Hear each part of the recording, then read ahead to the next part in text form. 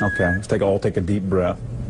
Your dad comes here to visit about once a month, but I get the impression that the two of you don't talk a lot about everything that happened, about the crimes in particular. No, we don't discuss that because it's been gone over so thoroughly in the papers and the media that there's just really no point in going into any in-depth talks about it. We talk about our family, home, how things used to be, what prison life is like here now, and try to keep things as light and upbeat as possible. Is it hard for you to go back and talk about those things?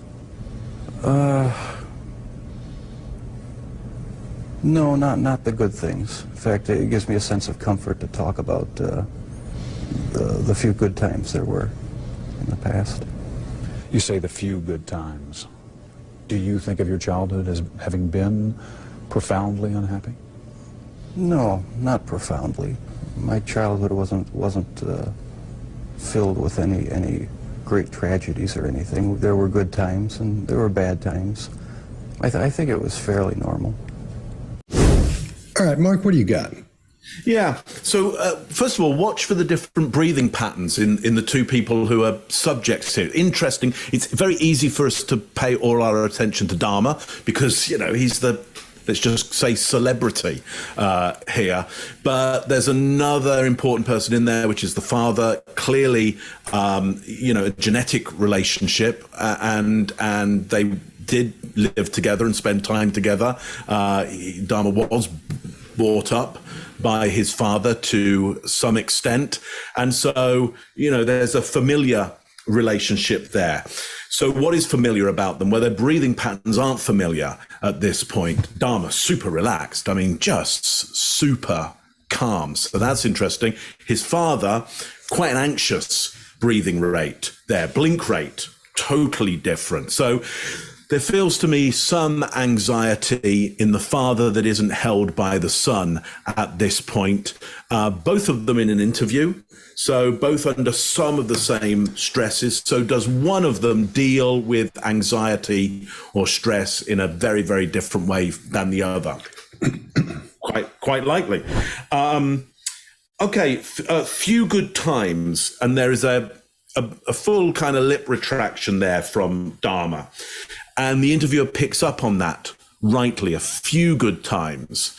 So it picks up on that and digs into this idea of, was childhood really a good one? Dahmer seems indifferent to that question, but I already start to guess that the reason the father is there and the reason the father is writing this book has to be something about looking into that childhood and potentially, I would guess, his responsibility around that. Who is responsible? What is responsible for these acts that have gone on? I'm already thinking, why is the father shown up for this? Why has he written a book? It has to be something about the abdication of some kind of responsibility around this, probably. Now, there's potentially some mirroring between the two, and that started to interest me as I see Dahmer gesture, and then we get a little one from the father. They're not in sync with their breathing, but is there some gestural synchronicity there? So I already start to think, by the way, I've not seen this interview before, and as usual, have very little idea about who Dahmer is. Only just learned now that he ate people, so that's kind of interesting. I think I maybe saw a film about him once, but I don't remember it very well. And I know he's a big celebrity in this area. But I already start to think, what are the similarities between the father and son, and what are the differences between the father and the son? They both grew up somewhat together. They both went from, one went from not a father to a father with that son, and the son went from a child to an adult with that father.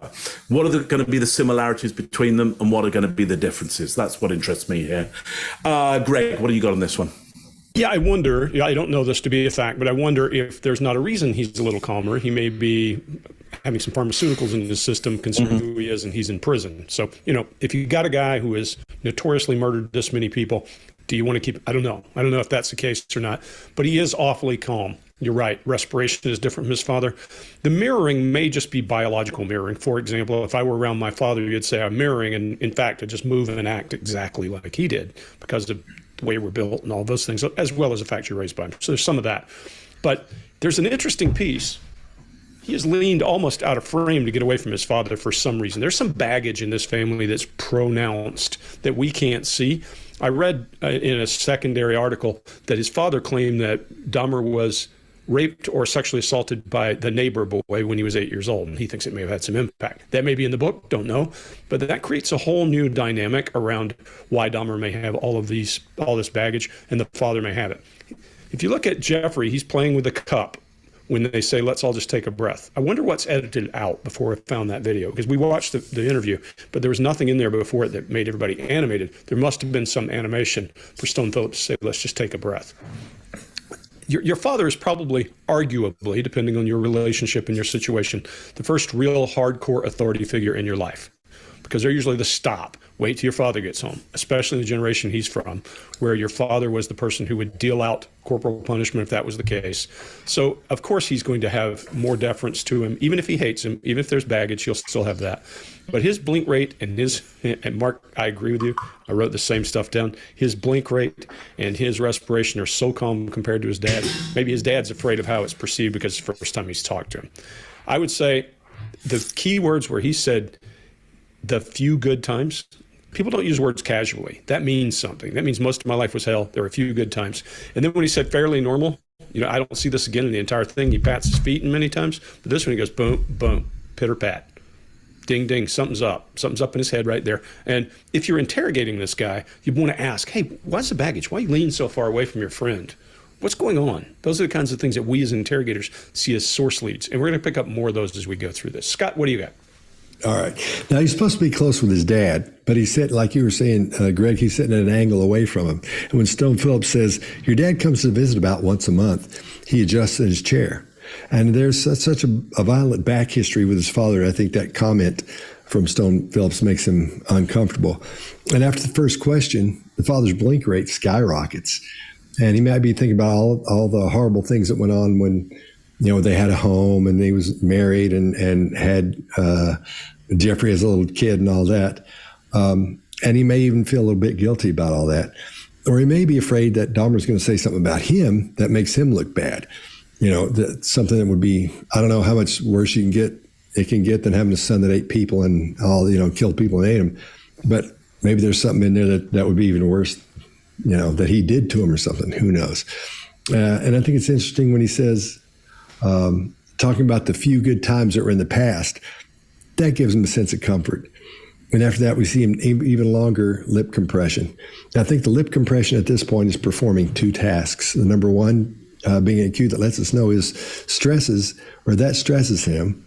And then number two, it's an adapter. I think quite often we're seeing adapters in this case for him, because I think we're actually seeing some emotions on this guy, and that's odd for a psychopath. And for someone to be raised in a situation where you possibly have a narcissistic parent that's hardcore like that, you watch everything you say, you're very protective about everything, and you keep all those things in. You contain all those emotions and things. So part of the lip compression may be him trying to keep in those emotions, trying not to let something out that he doesn't want let out. And when he's asked about his childhood, we see a combination of a lip purse and a chin jut. Since there was a lot going on at the house when he was a little kid, that suggests that the lip pursing is a dislike for somebody he knows, or something he heard, or a situation or a person in that home or that situation. And I think it's probably the dad. So the combination of both of those together, the lip person and the chin jut, which that usually indicates anger towards someone or that situation. I think he might be talking about his dad in this situation. So, I won't go any further than that for that. But that's what I think's happening there. Then he says his childhood and home were fairly normal. Now, if I was a betting man, I would say that we're seeing body language of someone, again, from a perspective of having a narcissistic parent who is really strict on him. And from what from all reports and from what I've seen, I haven't seen a whole lot on this guy either, but I keeps going back to the father doesn't even live with him anymore. Didn't live with him anymore because he yelled and was violent. I don't know if he was hitting him, but apparently there was a lot of yelling and throwing stuff in the house. So I think there's a lot of things that show us he's containing his emotions, maybe so he doesn't blow up and do something to his dad or whoever's there. Because if you got somebody that kills people and then eats them, there's a lot going on there from a psychological standpoint. And if you're trying to hold your emotions in, maybe he got to a point where he couldn't hold his emotions in for whatever reason with those people he would do that to. So I think maybe that's what the situation is there, a narcissistic father in that situation. All right, Chase, what do you got? Yeah, you guys covered a whole lot. Let's talk about the interviewer then. When this clip comes back on the screen, you're going to see this. The interviewer uses elicitation perfectly here. Okay, let's take a deep breath. Your dad comes here to visit about once a month, but I get the impression that the two of you don't talk a lot about everything that happened, about the crimes in particular. He uses a statement to start getting those topics to come out, to start getting the more sensitive stuff to come out. And there's a guy named John Nolan who wrote a whole book about this called Confidential. And in this book, John, my favorite quote of the whole book is, the more sensitive information you need, the less questions you should be asking. And when you guys were talking about this lip retraction, when he was talking about the few good times, let's just turn this into a quick training opportunity. This is typically a need for reassurance. So when somebody's doing this, the two best responses are either word repetition or reassurance to make them feel it's okay to move forward. So like something like, that makes sense and that's totally normal, or you share a story from your own background that's very similar that minimizes the severity of whatever the comment was. So the cup and his hands are both in almost genital protection mode right there, where the groin is being covered. If it was a woman, they'd be more likely to cover the uterus area. And your goal, if you are a parent or in sales, if you see lip retraction, to do what I just said right there. And if you see genital protection in sales, is to get them to change that body language. I want to hand them a pen or a paper to get them to start changing and make their bodies a little bit more open. That's all I got. Cool. This is a guy, just for you guys, this is a guy, if you push this guy, he'd come unbolted on you in the interrogation room. I can see it. I know the kind. Seething rage. I agree. Seething rage. Okay, let's take a deep breath.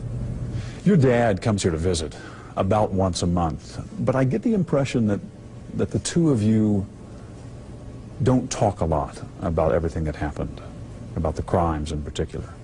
No, we don't discuss that because it's been gone over so thoroughly in the papers and the media that there's just really no point in going into any in-depth talks about it.